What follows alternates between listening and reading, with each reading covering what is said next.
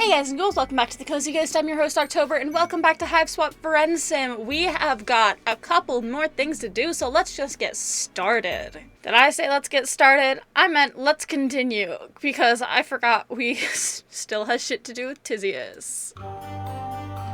Whew, loud music.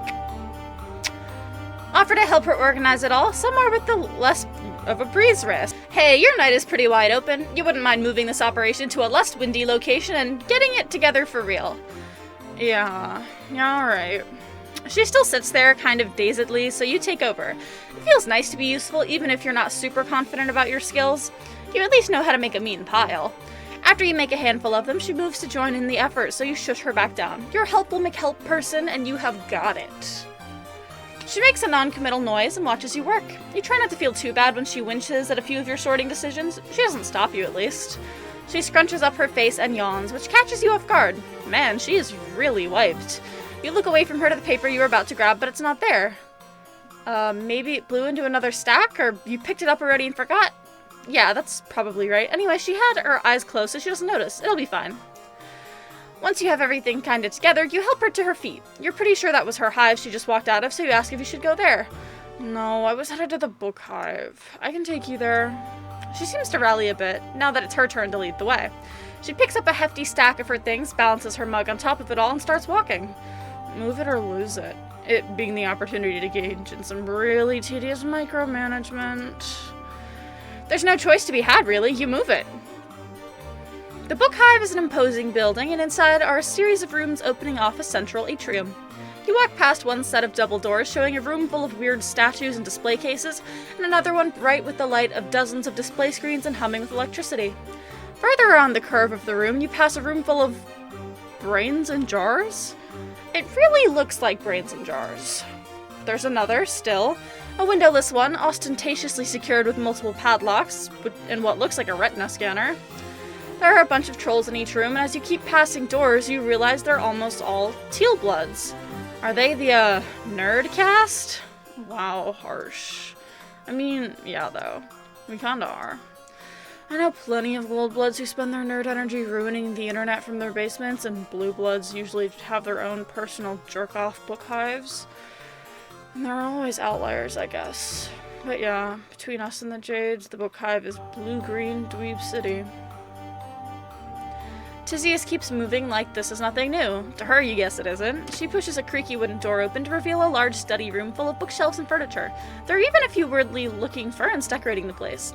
And here are a bunch of trolls, some reading, many on their computers. You dump the stuff you lugged here onto one of the tables. The sound echoes in there, and a handful of trolls look your way. Yikes! You hope your presence won't be too conspicuous. You're probably fine, unless anyone gets horny for acting grown and wants a bounty. But you're with me, so they probably won't mess with you. You're a little surprised by that. Tizius, who is slumped down in a chair and is stolidly reorganizing her piles, doesn't exactly give off a brawler aura. No, like, they know I'll talk them out of it. Or whine at them about leaving me alone until they do. That makes you feel safe enough, so time to do some old-fashioned organization. What is this big project anyway? Oh, some bullshit. She stops and cuts her eyes around the room, but no one is still paying attention as far as you can see. She starts speaking again, quieter. An assignment for one of my legislator training courses. We're supposed to choose a prosecutable offense from the scrolls of evisceration and list all potential. She must be able to sense your eyes glazing over at the idea of another long and not parsable legal jargon ramble because she cuts herself off there. It's barely worth describing. Grub school level, honestly, but it's extremely fucking tedious to research and then annotate. Especially when you can't find sources that haven't been scrubbed nice in fuchsia. Anyway, as long as we get things in the right folders in the right order, we should be good for now. Sounds good enough to you? Plenty of time to keep chatting and getting to know each other. Though, she said this was a group project, right? Where are her group members? Shouldn't they be contributing? Like I'd let them. Just kidding. I'm very good at allowing people to help me. She grits her teeth and nods at you, masterfully setting aside the papers labeled with a letter that looks like a little microscope. Case in point. Anyway, they did their parts already. I just want to make sure to add the finishing touches. Right then, you hear approaching footsteps. It had better not be some high blood you gotta take out. You mean, you'll do it if you have to. It's tried and true. You're just not sure how we'll dynamic duo would fare in that case. You stop scanning the room for potential bludgeoning material when you see Tizius's expression go from regular tired to tired and annoyed, but not in fear of mortal peril. You hear him speak right as you start to turn. Oh, how the mighty fall into a mud puddle it seems. At least my associate seems to be picking up after you fairly efficiently. Fuck off, Sorgor. We'll have it together in time. You sure you don't require any assistance? I'd have to raise my rates from my original offer, but you know it still stands. You did your part already, so spare me both your sales pitch and your company before you give me a second aid tubal, sir. Oh right, you need to do those final edits of yours. Subtextual anti-establishment agendas don't insert themselves, after all. Suit yourself. See you in class. They give each other an identical but inscrutable hand signal. If the huff of perturbation from a nearby jade is any indication, it's gotta be something vulgar. Perish. He smirks and raises his eyebrows at you as he turns to go. Come by later? You nod.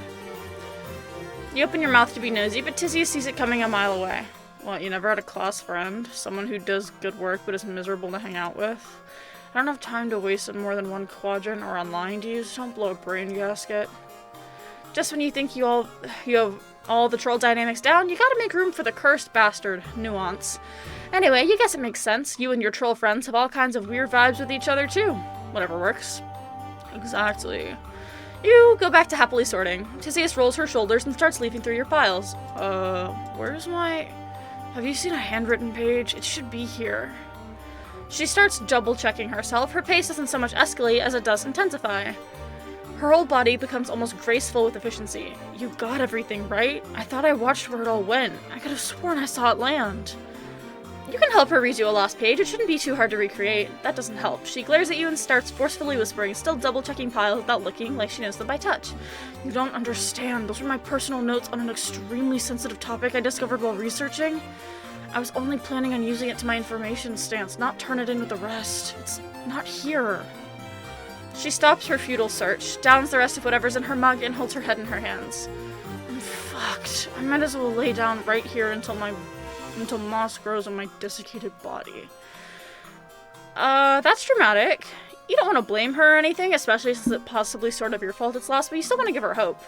Maybe next time she could use Google Docs. It won't blow away, and it has collaboration settings. You use them with her head pocks up, her feature slack. I can't use Google Docs for this. Are you listening? That is the whole point. You know who owns that, right? Every document is monitored.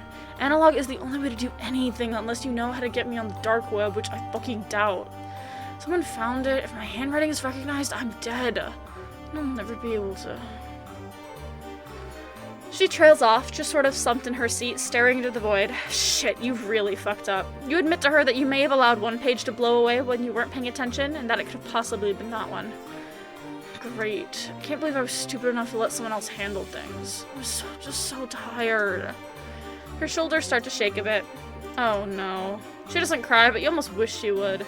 The way she just keeps blinking back her tears and hiding her face with her arm is worse. It feels invasive to watch, and thankfully it doesn't last. She sniffs once, clears her throat, and wipes her face with her sleeve. Silently, she stacks all her things back in a pile. Okay, I need to retrace my steps. Maybe it hasn't been spotted yet. Maybe it'll be okay.